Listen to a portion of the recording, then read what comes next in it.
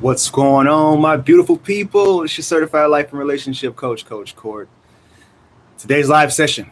I'm just here to do some subscriber Q&A. If you guys have questions for me, if you want to know how to navigate things in your life right now, if you're struggling with relationships or if you're struggling with your spiritual journey or spiritual growth, I'm here to talk to you, here to connect with you. I just want to give back to the community. If you guys are part of the membership program, remember that you need to reach out to me to get your one-on-one coaching session for the month.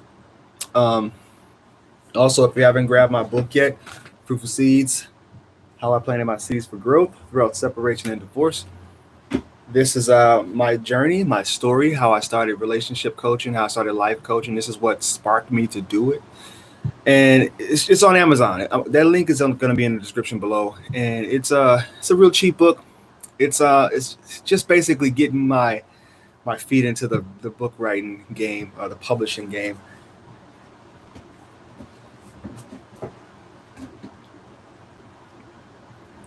So if you guys are coming in here, let me know where you are, where you're coming from. As always, I like to connect with the community. I love to be present and form this camaraderie with you guys. If you guys are coming over for Instagram, thank you for coming over here. I appreciate you guys. If you have any questions, you guys know my work. You know that I coach attachment styles, how to navigate those relationships, how to get yourself to a more centered state when you're struggling in your own personal life as an anxious attacher. Let's go from there. I'll give you guys a few minutes. I know sometimes YouTube pushes out this notification pretty late. Where you from? Where you coming from? Give me a thumbs up. Give me a comment in the section though. Let me know where you're coming from. What type of questions? Actually, let me ask you this question here. What video of mine do you feel is like the most impactful video for you? You might have to go out, exit, and check my catalog. But let me know which video was most impactful for you. And, let's talk about it. Veronica, well, hello. This is my long member. I think Veronica, you might be the longest member on the channel, and I really do appreciate you. Don't forget, get your coaching session with me. It's been a while. Let's connect. I hope things are going well with you, though.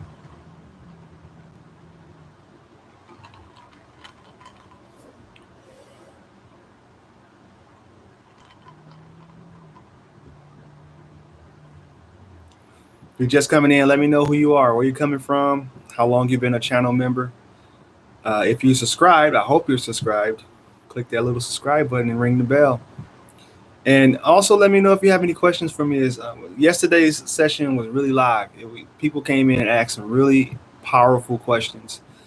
They were really engaged, and I appreciate you guys for doing that. Let's continue this streak going, all right?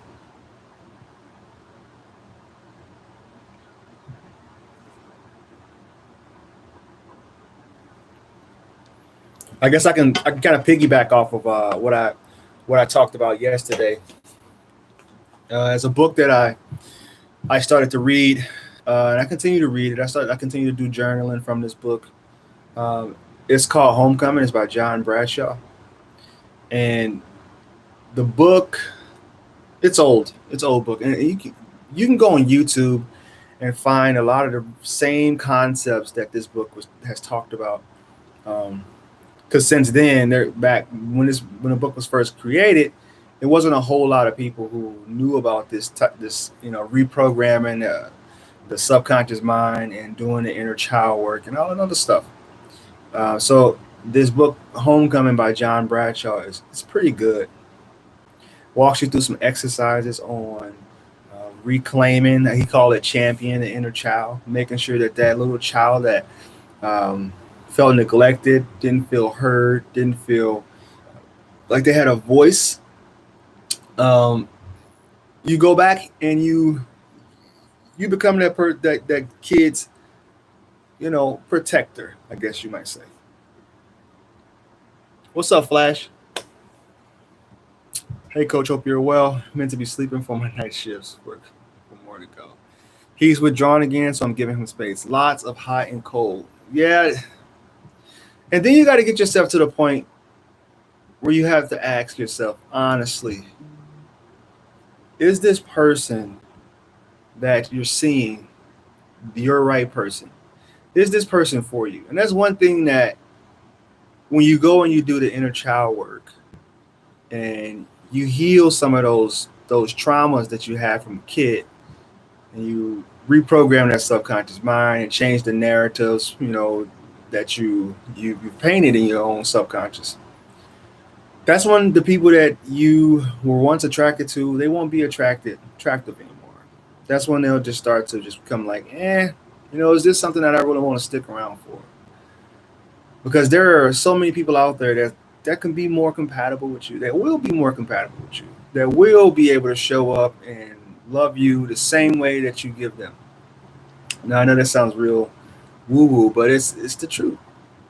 And the thing is, when you get into a headspace where you feel like this person is your everything, this person is the only one, they're your soulmate, they're your twin flame, they're an avoidant, so you have to be patient with them. You have to remember that you need to put yourself first. You have to put your needs and set your boundaries and communicate your expectations in a way that the person is going to not allow, or you're not going to allow that person to continuously push the boundaries. Because with all this hot and cold behavior, regardless of the childhood upbringing, the fact of the matter is those people aren't going to change until they do the work, until they get themselves in some type of therapy or some type of counseling, and they reprogram their stories. Because it's one thing to fight for somebody, but it's another thing to stick around and get yourself to the point where you feel like you're being emotionally abused.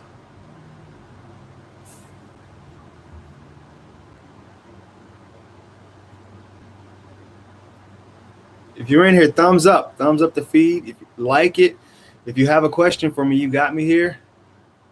Have a couple appointments today, but you have me here now, and I'll gladly answer them for you.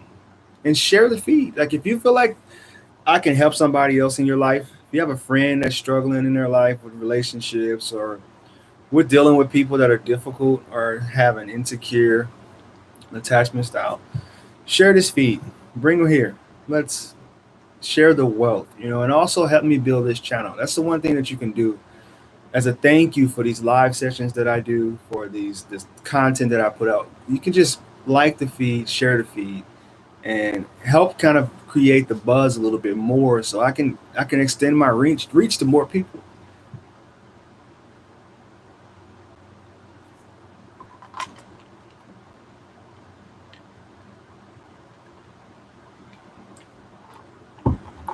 What do you consider emotional abuse?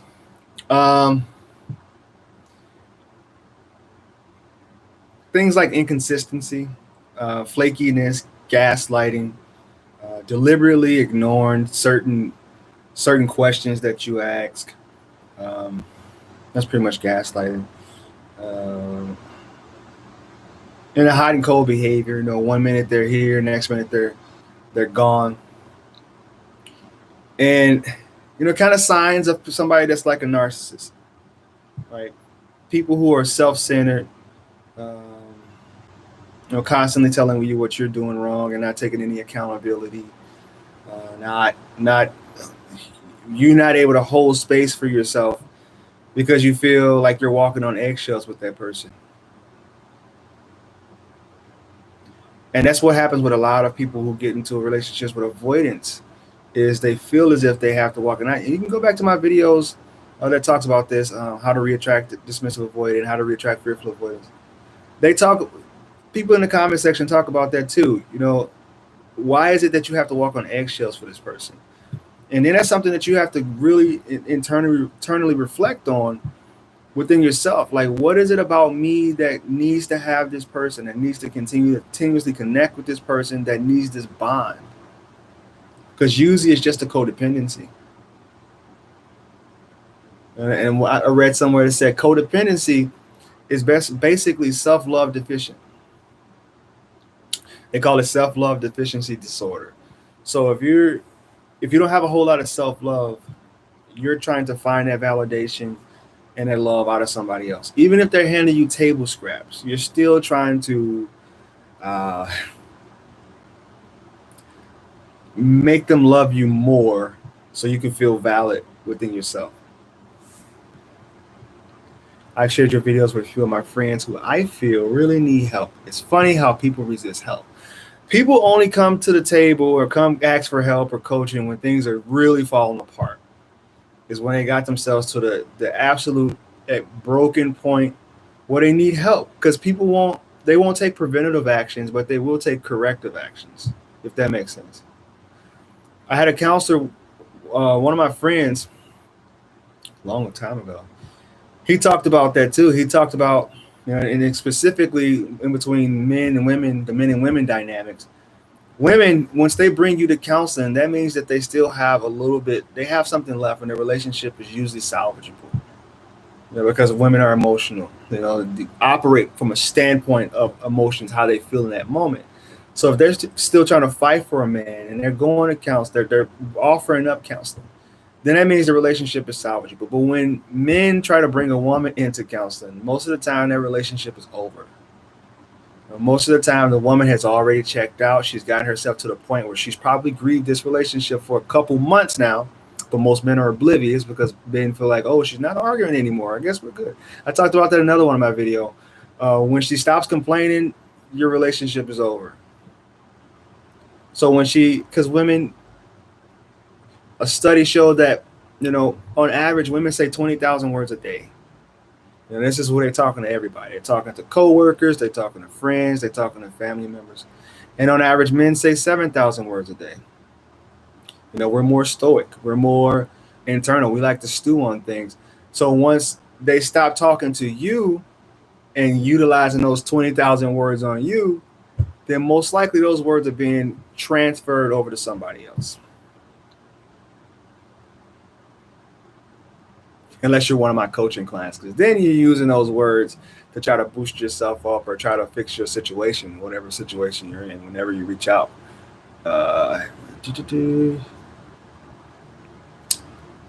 Carries on for much longer. I'm going to trot that elephant into the room and point at it.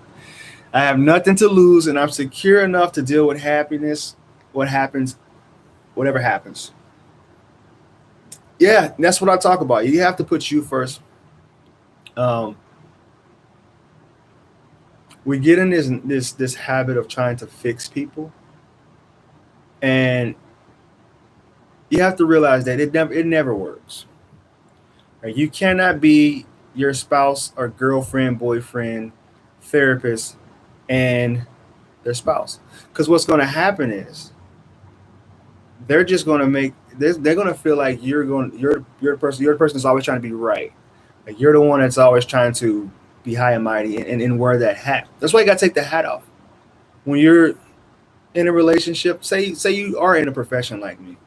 It's important for me to even take my hat off and just learn how to just listen and be present and not try to fix the problem. But there is an issue though. If people don't want to get help, you have to participate in your own rescue. And those people are just going to continuously have these cycles that go over and over again with multiple broken, multiple unhealthy, toxic relationships.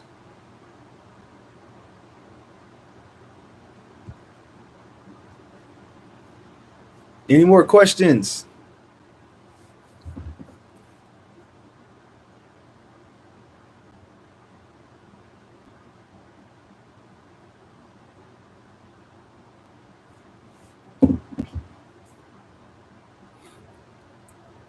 It's 6 people in here. It's not a whole lot. I get it's midday, morning time. So I understand. But I tried to hop on here early today because I know people over across seas, they often complain about not being able to make the live sessions and missing them. So I wanted to make sure that I was able to make that work for them. 1 a.m. in Australia. See what I mean? I tried. I tried to get on here early as possible today. Um, Tegan, you got any questions? Thanks a lot, Tegan. I appreciate the compliment. Greetings from Europe. Where are you from in Europe? You got any questions, Charles? Charles, Tegan. Charles from Europe, Tegan from Australia. If you guys have any questions about your situation, you need some help, you can ask now. You can either reach out for coaching. I also have email coaching now. If you go to my website, www.fruitfulseeds.com, I have a coaching option there for email coaching. If you don't feel comfortable getting on a live session or a audio session, then I got you. Hello from the Netherlands. All right, we got the Netherlands, we got Australia, we have Luxembourg, Europe. My avoidant ex has ended our relationship 3 times in 4 years. Jeez. Ask yourself, Tegan, is this worth the, when you wake up in the morning, is it worth having that little knot in your stomach and that feeling of uncertainty? And because how long in between those breaks, when you guys are breaking up, how long did it take for you guys to get back together on average? Like, is it really worth waking up in the morning and having poor sleep and feeling those love withdrawals that people go through? Because when you don't get that release of the oxytocin, you get those the unease, the shake. Especially as a love addict, I love pretty hard, and that release of dopamine and oxytocins when I'm with somebody, it's incredible. But it's also reprogrammable, because you can get those releases from other areas in your life. You don't have to make that person the center. 2 weeks of no contact with a dismissive avoidant. It's hard, but I'm trying. I'm anxious, attached. Good for you, Nikki. Keep strong. Stick with it. Keep yourself busy. Exercise if you need to exercise. Make sure that you eat right. I'm speaking from experience, all right? I'm speaking from experience. Communicate with people that you need to communicate with. If you need to talk to somebody, friends, therapists, counselor, whatever. I know the feeling, all right? No contact is one of the worst things. It feels like torture, especially when you're wondering, like, what is this person doing? Why aren't they reaching out to me? I don't understand. Like, it doesn't. We tend to project the way that we operate onto other people, and everybody's different. And this is why early on in the process, the dating process, you have to be able to vet people accordingly. You have to be able to figure out if certain things that they're operating or certain things that they're doing is going to be tolerable later on down the line. Because here's the thing, people don't really change, right? They don't really change. They become a little better version of themselves. They know how to operate to make it work within the relationship. But as far as genuinely changing, it doesn't really happen that way unless they go through and reprogram that stuff. Reprogram that subconscious programming. And it takes work. Personal development it takes a lot of work. And I feel these days people have really skewed what personal development is and what doing the work is. Doing the work is actually doing the work. I mean, it's not just this spiritual gangster movement that they have going on right now. Because that's like trends. Like, you're following a trend. Like, let go of negative energy, inhale positive energy, all that stuff. That's all fine and dandy, but you have to do work behind it, right? This is why they talk a lot about, people that have like narcissistic personality disorder, and they compare it to like the chocolate bunny. Narcissists are like empty on the inside. They have the chocolate bunny, looks great on the outside, breaking open, it's hollow on the inside. And it's kind of like that when when what's going on with the movement. Let's do the work. Let's good vibes only, nothing but positive energies, affirmation. But you really got to go in and dig deep and get all that gunk out of your mind. You know, those weeds that have grown in your mind, you can. That's like putting a band-aid on a broken arm. Go back and figure out what it is that needs to really change in your life. Childhoods. I talked, so before you guys came in here, I talked a lot about the book Homecoming by John Bradshaw. And that book is about reclaiming and championing that inner child in you, because most of our attachment issues come from early, early development. 0 to 7, 0 to 8. Now, I'm not a therapist. This is just what I've learned from life experiences. So take it with a grain of salt. And however you were treated and the dynamics of your family throughout that time in your life, that's how you're going to attach to people later on in life, which is why so many people have abandonment issues. If you grew up in a broken home, if one of your parents were in prison, or if somebody struggled with drug and alcohol or mental health issues, and they just weren't a healthy parental figure, then you're going to go out and subconsciously pick up somebody like that in the future. It's just the way that it works. Have you ever? I'm gonna catch up with these comments. Have you ever? I don't know how old you guys are. If you're coming in here, you're having relationship issues. I'm guessing you're mid-20s.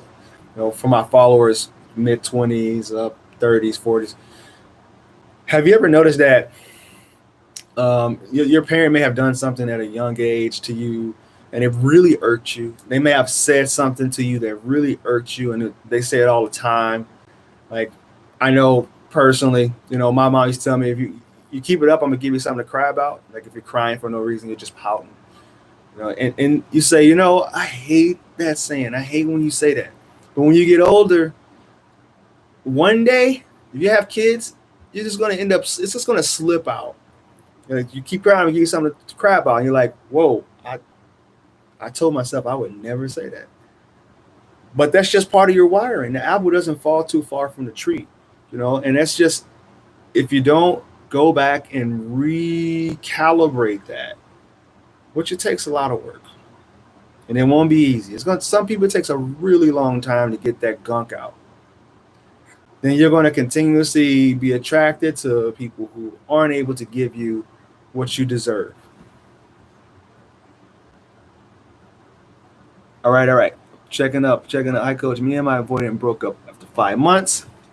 Once 5 months ago, he came back a week later saying that he realized his problem comes from him being avoidant. He would work on it.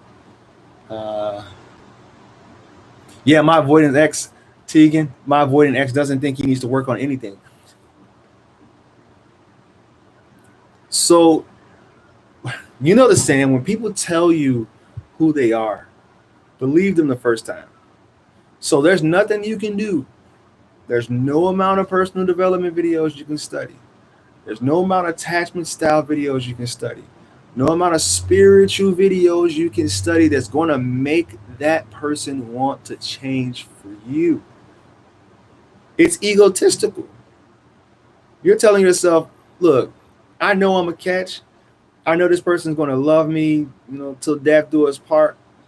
So I'm going to study as much as I can. And at the same time, they're not doing any work because they don't care.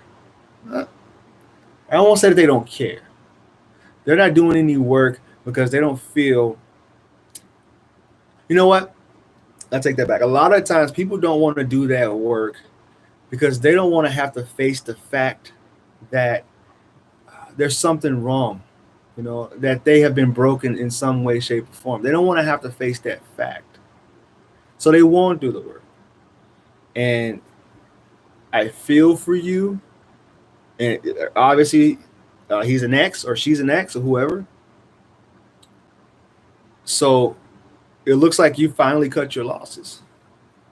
We broke up again. Now I had been in no contact for 2 months. I was traveling back home for the last month. Just came back last week. He messaged me often, checking in, making an expectation to do things. Okay. So where's your end game at? I'm gonna ask you that. Maya, where you from, Maya? Where's your end game? Where is it where you're gonna Draw the line in the sand and say, we can't continue to do this anymore. This has been too heavy and too much for me. And if somebody asked earlier, what's emotional abuse? That's like emotional abuse. If you think about people who don't really want to be with you, but they'll just keep hovering around, they'll keep making these promises. It messes with you. It messes with your trust issues. And if you're somebody that grew up with childhood trauma, you already have enough trust issues. You know, you had somebody that was laid out the foundation of your life that you couldn't trust, that didn't follow up, didn't show up the way that they needed to. You know, the definition of trauma is things that happened to you that shouldn't have, or things that should have happened that didn't. So you have to ask yourself, why do I want to keep putting myself through this? A. Holmes. Hi, Coach. Do you think avoidant people are more likely to use dating apps? Yes, I've seen it. I've heard the stories. A lot of avoidance because they can just, especially if it's early on in a relationship, they can just move on, or as a form of repressing their feelings for you. They'll hop on dating apps. It all depends on the person. Everybody's different. There are some avoidants that are adamantly against those dating apps. They don't see the reason to have to go on dating apps and to have to learn about relationships. They don't see the point in it. But yeah, I've seen time and time again, mostly women, mostly avoidant women I've seen where they'll break up with a guy. And I hear this from my men that I coach. They'll break up with a guy. And next thing you know, they're like, man, she's back on Bumble like the next day. She's back on Hinge or back on whatever the very next day. And he's like, they're just, wow, 3 years down the drain. And she's just like, like, well, like I told you guys early on in this video, they check out before you know it. They just move on. And I saw a study that just showed that men struggle the most doing breakups because most of the time they never see it coming. I got a video too I'm gonna be doing pretty soon called why dismissive males keep women stuck. I'm not going to go into detail here because I want to do it as a new release, but I'm gonna get deep into it. Deep down my side of the fights were frustrations because she kept me partially apart from. All right, this is Vriska. Deep down my side of fights. All right. Let me go back up first. Sorry.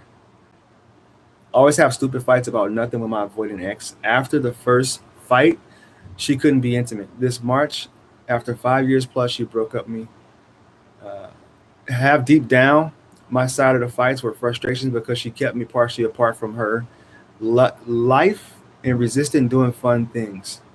My issue is that she blamed me for manipulation and gaslighting. Ask yourself, is that true? What part of what she said was actually the truth, and what part was her just, coming up with reasons and excuses as to why she wanted to move on? Ask yourself, is that did she move on right away? Did she meet somebody else?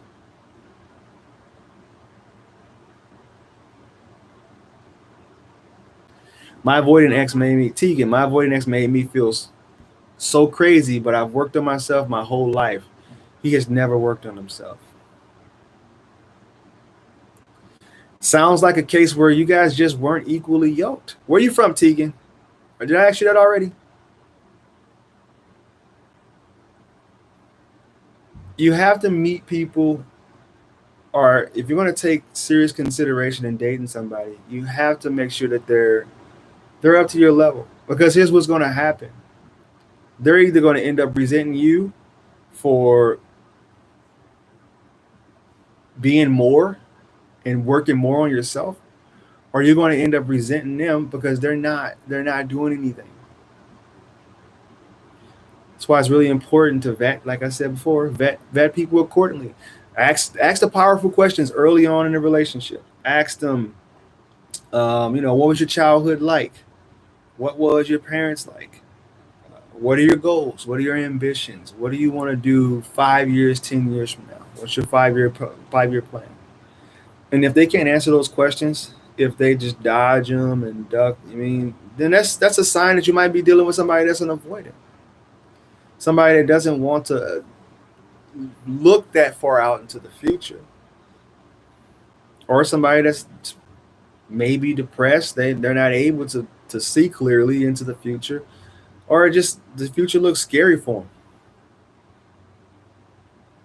And if they don't want to look out into their future, then you know for sure that they're not going to want to dig deep into their past. Because if you dig deep in your past, then you know you've got some traumas and some stuff that you need to heal. Um, that's pain that you know you're going to have to address and you're going to have to feel. My ex and I have been married for, here's Aram. Where you from, Aram? Have been married for 14 years, and last year we separated in September and in November. He married another woman, but he still care and keep contacting me. We have 4 kids. What are my chances? As somebody who was married for 16 years and got divorced, 3 kids, I think chances are very slim. But here's the question. What are your chances? Why do you want this person back? I know for women, it's a lot about being able to keep the family unit together.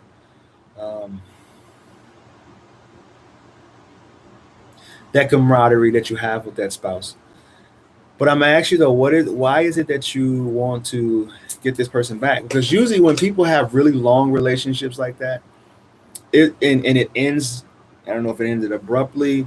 There was some tell-all signs, some huge red flags, some things that just wasn't working in the relationship. Because people who are happy, people who are in love, people who understand that, hey, if you have that game plan, like going well into the future with each other, you know that there are certain times of the season, certain times of the year where this person isn't going to be a joy to be around.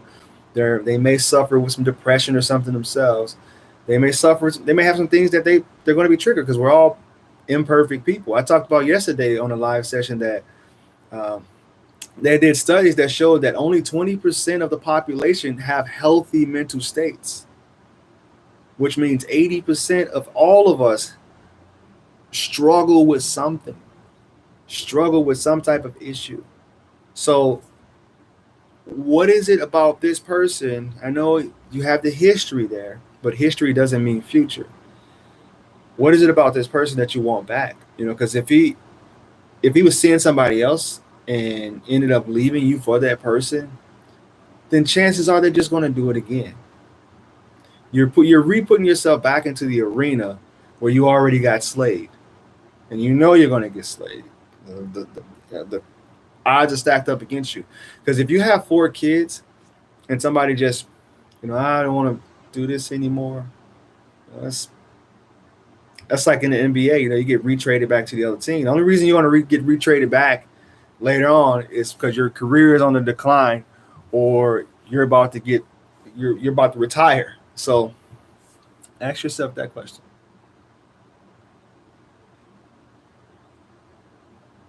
I mean, and you say that he's still, being amicable, which is good. You want to have a healthy communication and caring relationship with your ex. But I don't want you to take that as like genuine desire, because he may not desire you, but he could just be playing, doing what he has to do for the kids.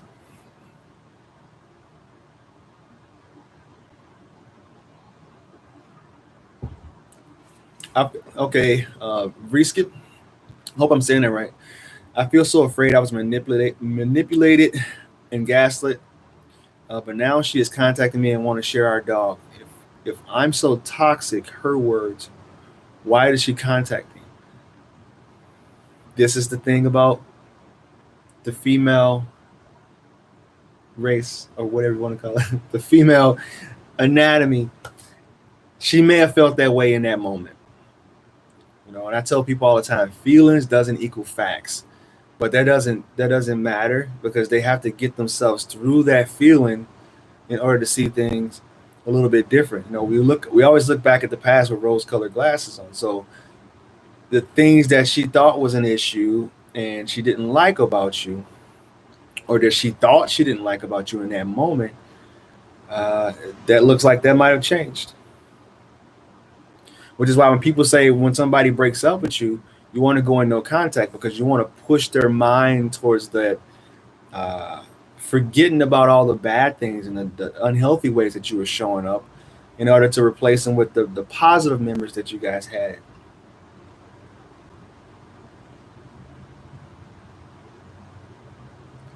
Can't wait for that video. That is me right now. Yeah, I got you. I got you. I got you. No worries.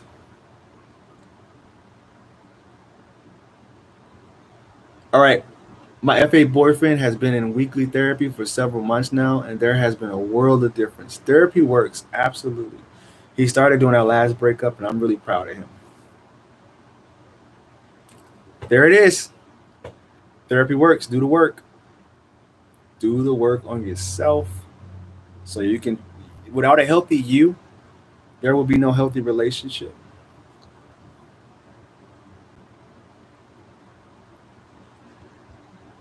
Right, Australia. I want to see if he wanted to put down the effort. His last words was, "I need to be a healthy person. When I'm with you, I won't work on myself. And maybe when we come back, we will have a healthy relationship." So basically, what he's doing is putting you on backup. He's putting you on standby. He's allowing for you to wait for him. I don't know if that's a position that you want to be in. I don't know if that's a strong position for you to be in. Um, Definitely sounds selfish, and it sounds like it could be a cop out. I don't know. I don't know him. It could be a reason that so he can just go off and do whatever he want to do, and know that you'll always be there because the door's still open.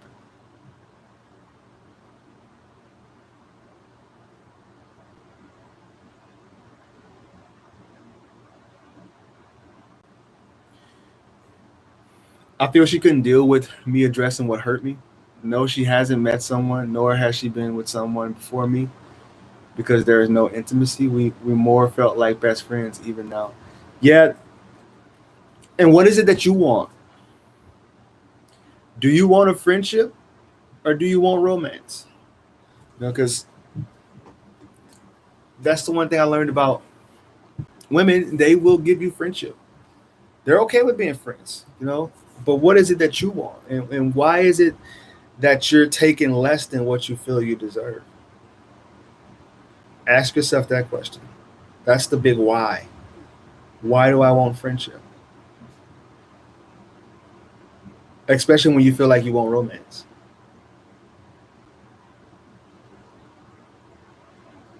I hope my FAX will get to this point someday, to be willing to heal through therapy as well. I work with a lot of people that identified themselves as being, or took taking the test, as being fearful avoidance, as being anxious attachers. And they do. Fearful avoidance, they do personal development. They do.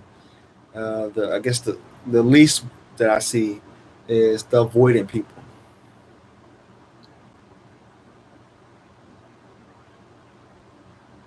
My avoidant ex is male and has to come back twice. If he wants to leave, why does he keep coming back? Because it's almost like they build up that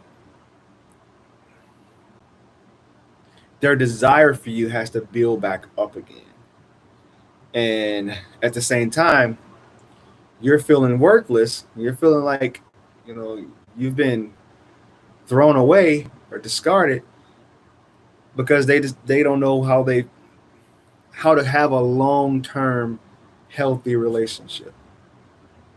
They escape. They sneak out the back door, or want to uh, let that pressure kind of dissipate a little bit before they get back into the situation again.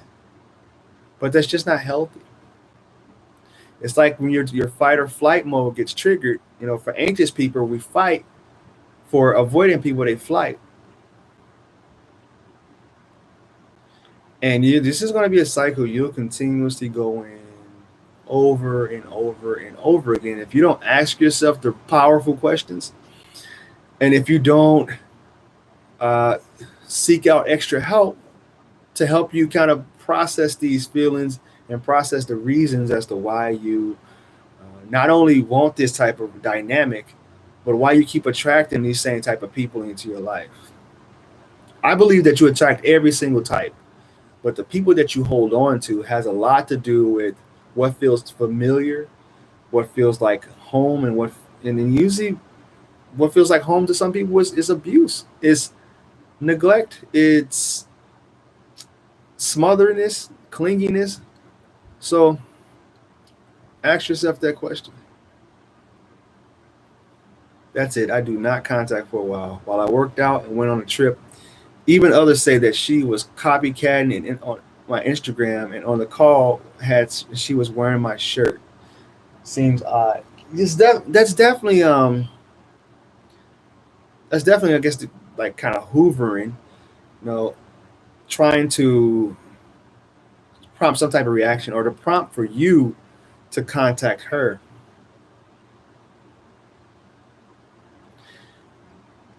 Ex married, ex married the very next month after we separated. It is a rebound. He stalked me on social media and contacts my ex, my cousin, told me he would take me back if I'm confused. What? Okay, the very next month. Yeah, there's definitely some overlap in intimacy and romance going on there. No, I won't romance. I'm trying to let her go a bit. She is a workaholic and never wants to do fun things. Now she does, but she goes in therapy and all. It's awesome. Do the work. Like to see.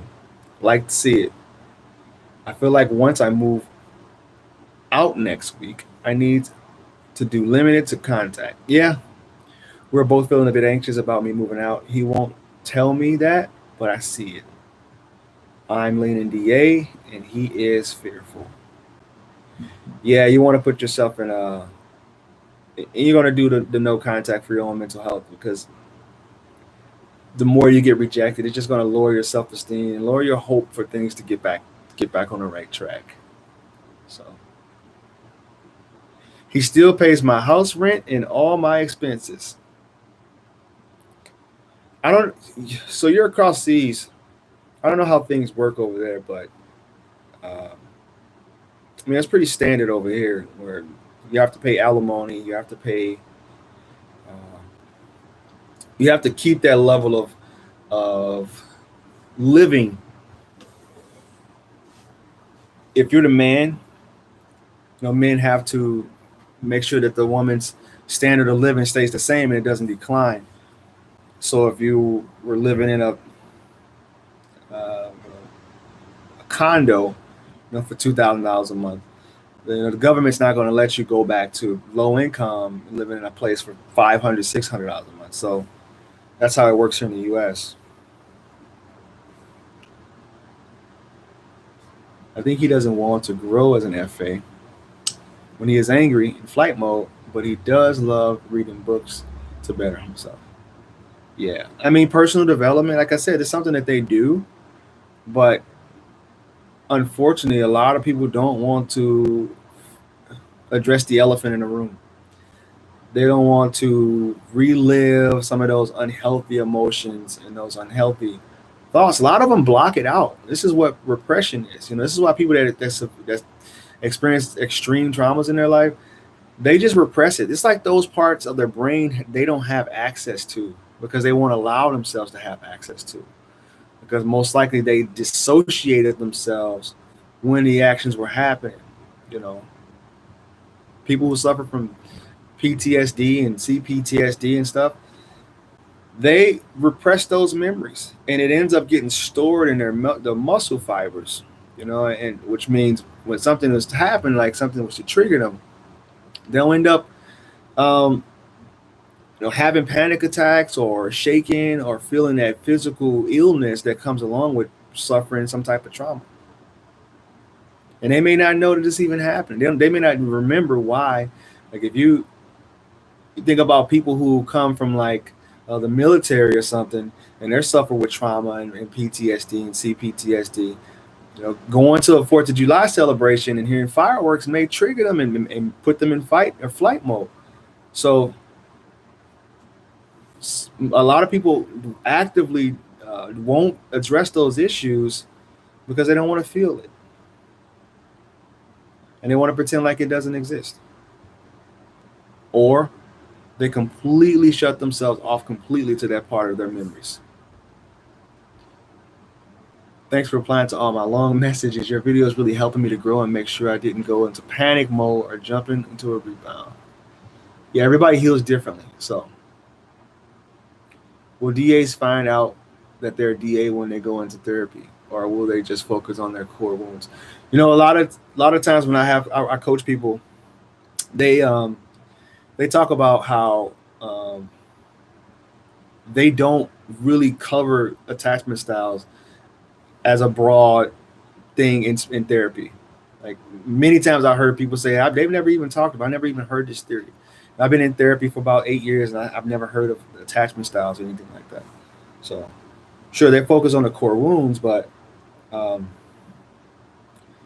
understanding and what makes you tick from childhood and how that shows up in your relationships.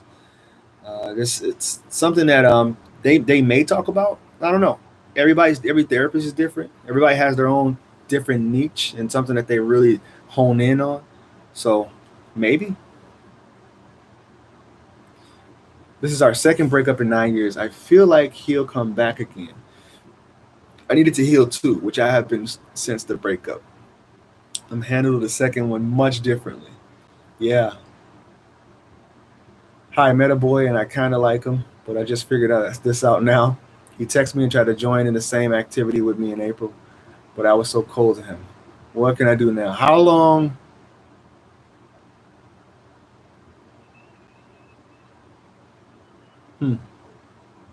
How long ago is that? My avoidant DAX has chronic insomnia, probably because he represses everything.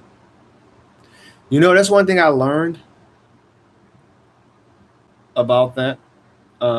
They struggle with chronic illnesses, because that energy gets stuck, the stress.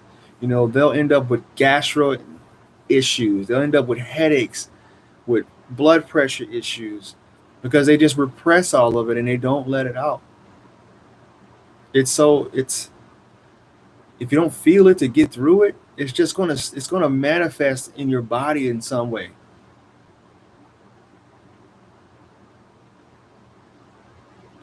Please reply to my previous comment.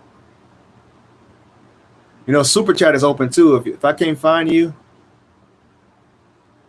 feel free to donate super chat. It pushes you up to the top so I can see. It's almost always better to be with a secure person versus an avoidant as an anxious, preoccupied person. Today is my ex's birthday, 3 weeks no contact. I am not reaching out. Rohan, good for you. Don't reach out. Because if you have to think about it, birthdays are not, you're giving yourself a reason to because it's just going to set you back in your healing journey. And I talk about that. Everybody heals differently, but it's just going to set you back mentally, emotionally, all the work that you've done.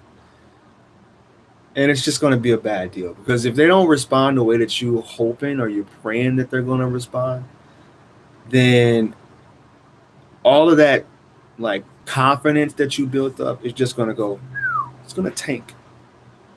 If you guys are here, like the feed. Appreciate you guys. I'm going on 50 minutes. If you haven't checked out my book yet, one way to support the channel, $4.99 is on Amazon. How I Planted My Seeds for Growth Throughout Separation and Divorce. This is my first book.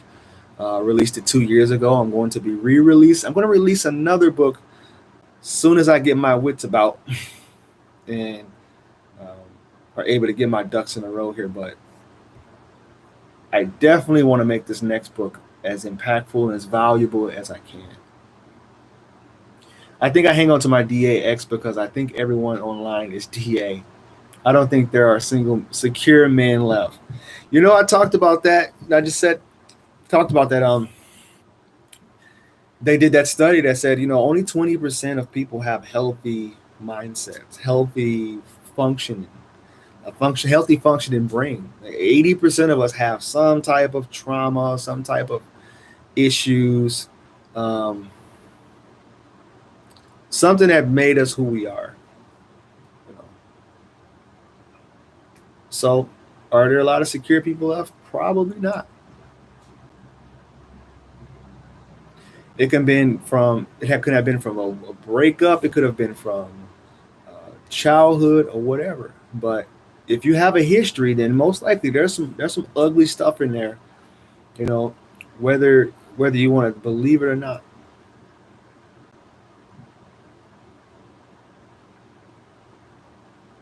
It was 3 months ago he texted me. I think he might have just got rejected now.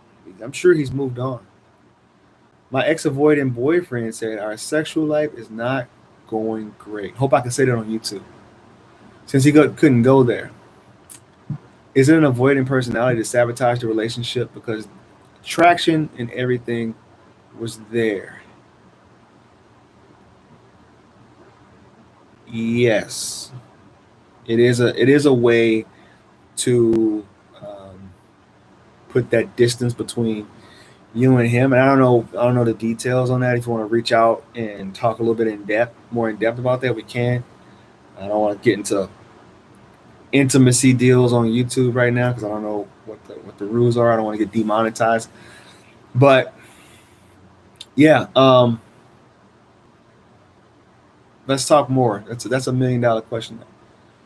Because I know they do withhold it. They do not see the importance of doing something that they don't want to do when they're not feeling a certain way. If they're not feeling close to you, if they're not feeling like there's a bond there, then they will sabotage. Chronic illness makes sense. My ex always thought she had food intolerance and tested for 100 different types because she had stomach pains all the time. Nothing found. Yes. That's true. True. It's always something, and I think it's mainly just all of the repressing and all the stored trauma that they have, and it just shows up in a whole different way. My ex married the next month after we separated. Is it a rebound? Yes, most likely. Rebounds. I know they say they have like time frames on when it's considered a rebound. But if you've gotten out of a long-term relationship and moved on that quickly and you didn't process, you didn't heal yourself from the breakup, then it's a rebound. Everybody heals differently, and some people heal by jumping into another relationship. Anxious attachers, from what I've seen as a general rule, we don't jump into the next relationship because we're still too attached to that other person. We still have that bond, that oxytocin bond with that person. But when we do turn that corner and we do say, yeah, this is done, then we'll open ourselves back up to other people.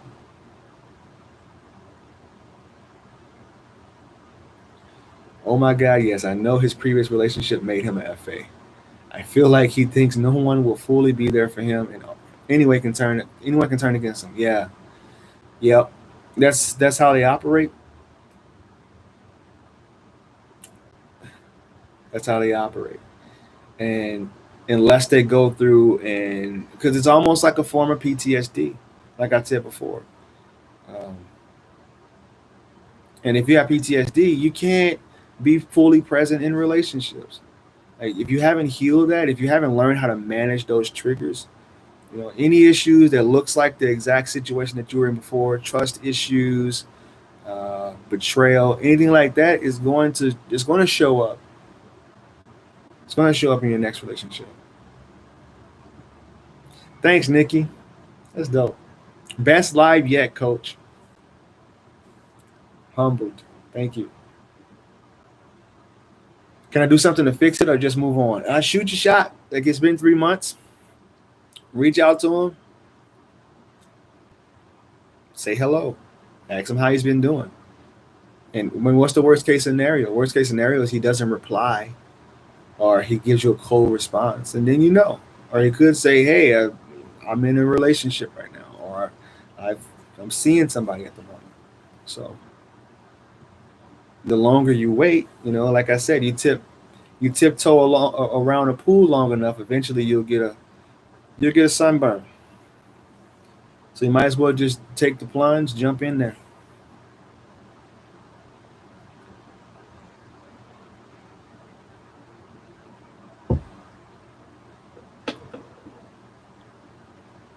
14 years together.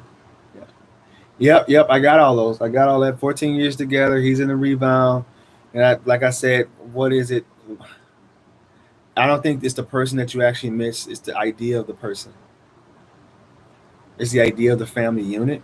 The chances of him coming back, slim. The chances of him doing the same thing all over again when he's not happy again, very high.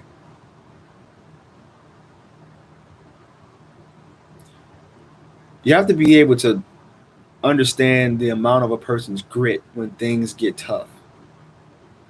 The people who are gritty, the people who are willing to stand in the storm with you when things get tough.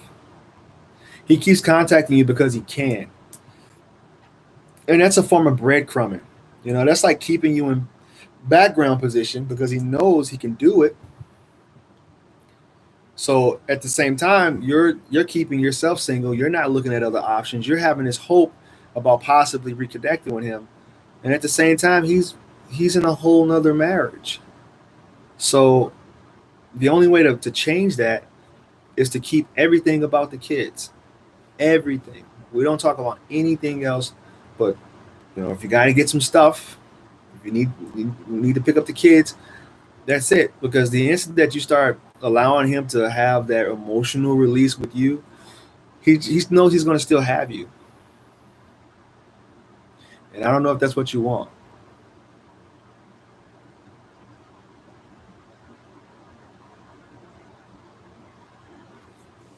But yes, definitely a rebound.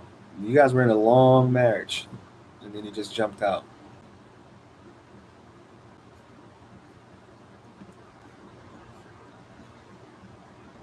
I started watching your videos since my last breakup. You really helped me a lot. Thank you so much. Thank you. Yawen, where you from? Yawen Sue. Appreciate you.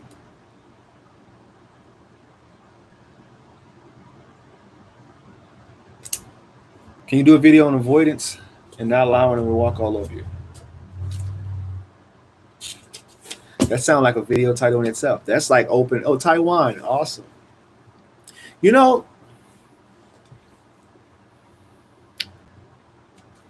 not going to go there. It's America westernized is just it's so different. The culture here is so different than it is.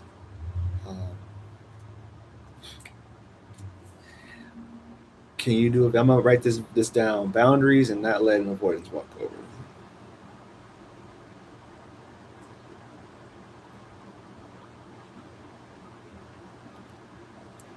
I want to make sure I remember that.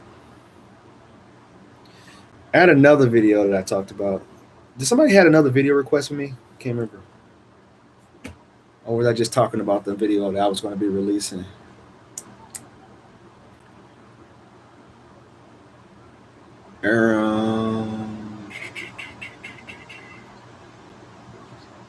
Yes, I can do that video. Coach, should you bring up attachment styles to your DAX? You can. That's kind of like the type of interest that you're in. Let's say you're reading a book or something, or you're watching a video, and they so happen to catch what you watch, and they ask you about it. And I would do it that way, but what most people do is they send like videos, like my videos, or they send books to people that are avoidants because they want them to like, hey, look at this, watch this, this is you. And what it feels like to them is that they're just being criticized. And it makes them feel like, well, it looks like I'm not enough, or something's wrong with me. Because sometimes they're oblivious that they're even operating the way that they are in a relationship. So you want to make sure that you do it the right way, and you're not trying to some way manipulate them into getting into something, or into like learning about their style simply so they can start to alter their behavior.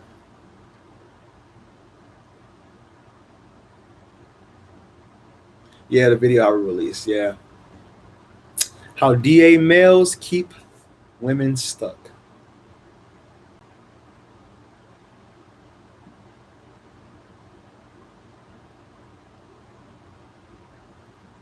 Yeah, Simone, you got to release that. You got to release that. Um, that stuck energy, that repressed energy, that's those emotions. Like they say, emotions is they call it energy in motion. Um, it's going to get stuck somewhere. And if you don't have a good self care routine, which a lot of I don't know about a lot of a good amount of avoidance. They work so hard and they kind of neglect themselves. They don't really uh, bury themselves in like exercise, a proper exercise routine or anything like that. Not for men though, because men have so much testosterone. But I see that a lot more with women that are more avoidant. They their self care routine is kind of off. So what happens is they end up getting that energy stuck in them, and it turns into it manifests itself into health issues. They'll either start struggling with anxiety or depression, or have chronic illnesses or chronic pains because they don't get that energy out.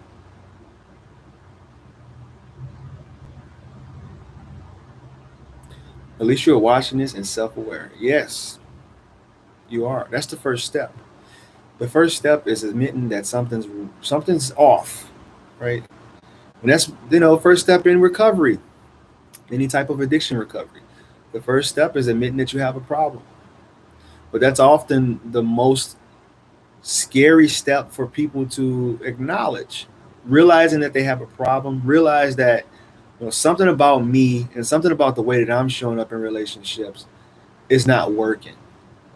Something about me is the one variable that hasn't changed, even though all these other external variables have changed. I haven't changed. And what Jim Rome says, when people complain about things not changing in their life, he says things won't change until you change. So you can bring as many people in and out of your life. You can look for the missing piece to your puzzle, all you like.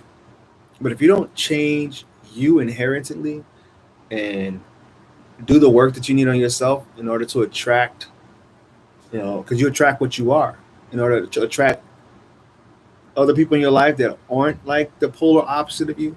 Think about it. I wrote a quote not too long ago that said, the opposites attract, but they rarely last.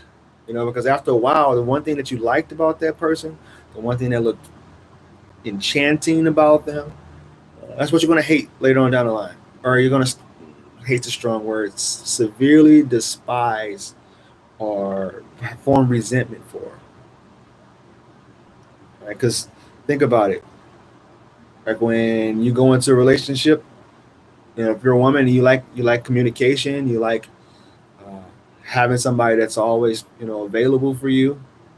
After a while, it's going to change, and you're going to get bored with that person.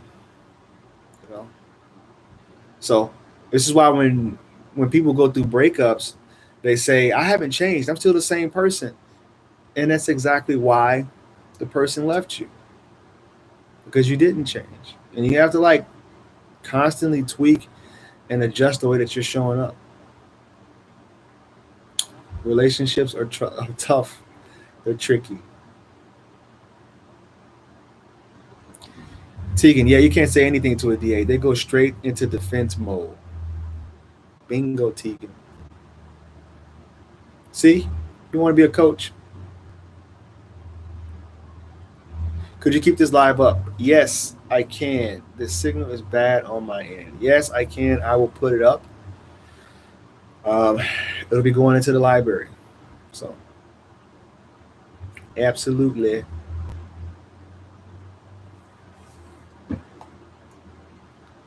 All right, guys. It was good to talk to y'all. Always. Do avoidance come back years later? Yeah, I've seen that happen when they go through other life experiences. Absolutely, they come back. I've seen it, but I wouldn't bank on it.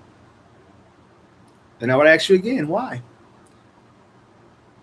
If you go out and you meet other people and you're able to find somebody that gels so much better than you with you,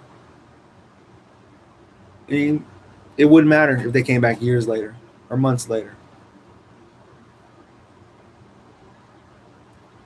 I just went through a massive breakup.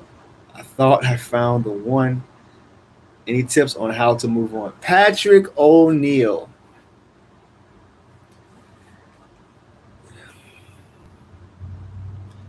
There's something that we get as men, because men are visual creatures. We and this is going outside of attachment styles. Right? This is just going into human nature.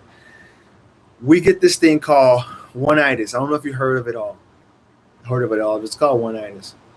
And that's when we put that person on such a pedestal and we feel like our life can't move on. And I wrote a quote about this.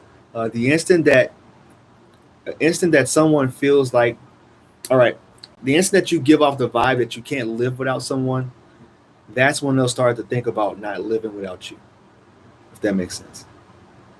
I think I said that right. So once you give that off, like you start to give off this anxiousness, this clinginess, this jealousy, that's when they'll get turned off. And it's probably because you had one-itis. The bond was strong. You guys built a good relationship together, strengthened.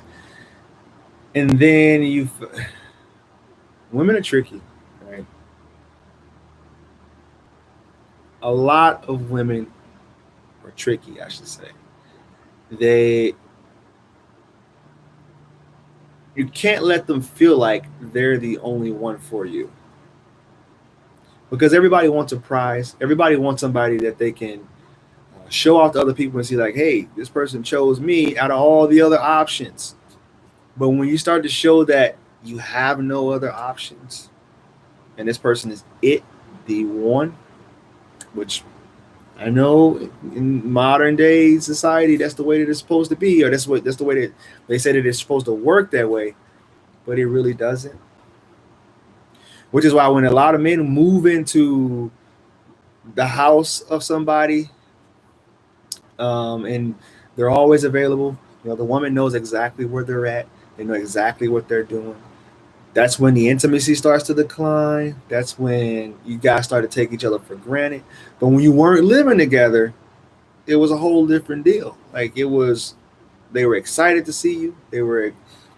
They figured that, hey, you may have some other people out there that's still coming after you. But when things get a little too close, a little too normalized, that's when the attraction starts to drop. Tegan, as a DA, I stop and think what I'm going. All right, Simone, you are ahead of many, it seems. Wish me X. Yeah, Simone reached out for coaching. Like we've had some coaching, so she's definitely taken some strides in her attachment style and also her healing journey. So appreciate you being here, Simone.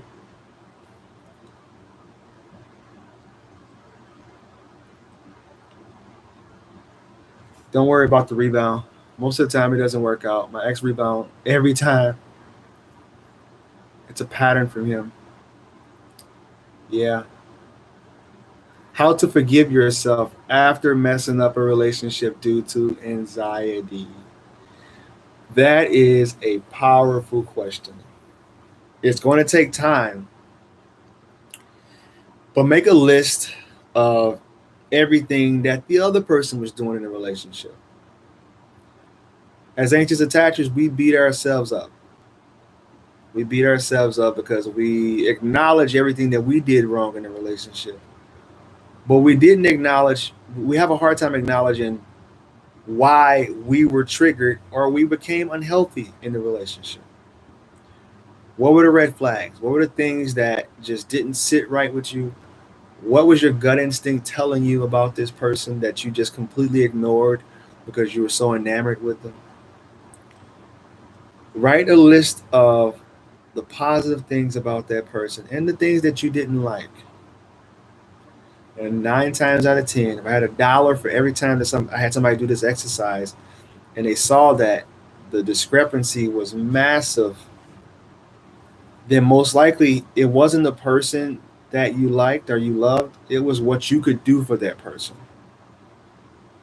It was about what you brought to their life, not even about what they brought to your life.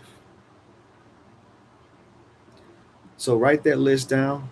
And then that's where you start to forgive yourself. You forgive yourself because um, that's another thing about attachment styles. Learning about where these wounds are coming from. If you're 19, then you don't have a whole lot of life experience, right? So unless you went through like some super messy breakup in high school, or you had somebody that you were really attached to, then all of that came back from early childhood development. So do the research, look those things up about how you can reprogram that inner child. I talked about earlier in the live session. If you haven't seen the book or read the book, Homecoming by John Bradshaw, I would recommend it. It's a good book. It's kind of like a baseline for, healing that inner child and doing the work 101.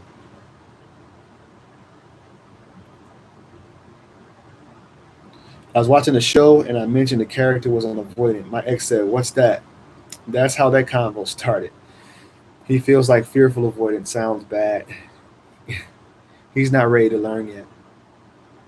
Yeah, they have to come to these conclusions on their own. Like it's going to take for them to like go through so many broken relationships, so many issues where they just feel like they're the last man standing. Like all their friends are getting married or in healthy, thriving relationships, and having kids and doing all those type of things. Is when they finally think like, all right, what is the deal here? What is it with me?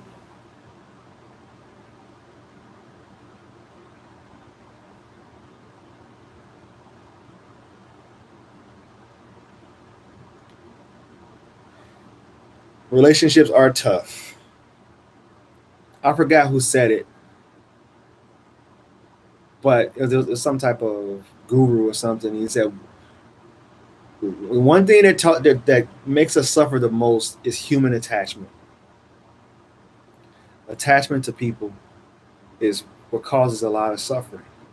But we're social beings. We're social creatures. We're meant to have interpersonal relationships and attachment to people. There's also one of the greatest point of suffering.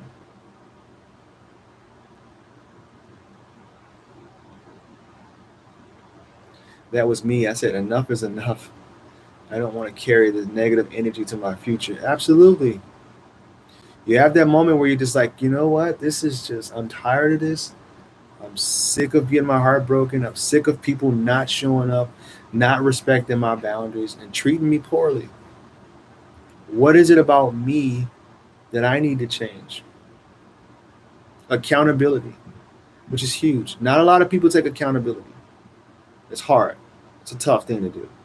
And especially with it being genuine accountability, where they go and they take corrective actions for how they showed up.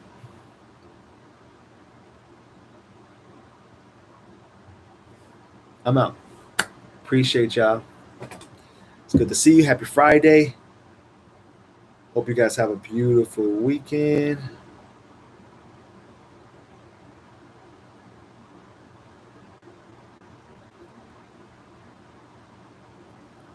Appreciate y'all.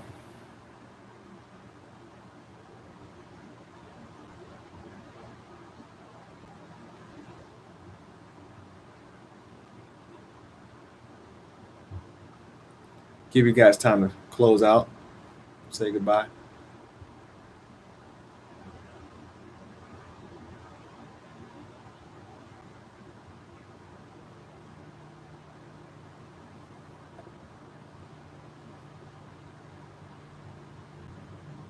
Cheers, Patrick.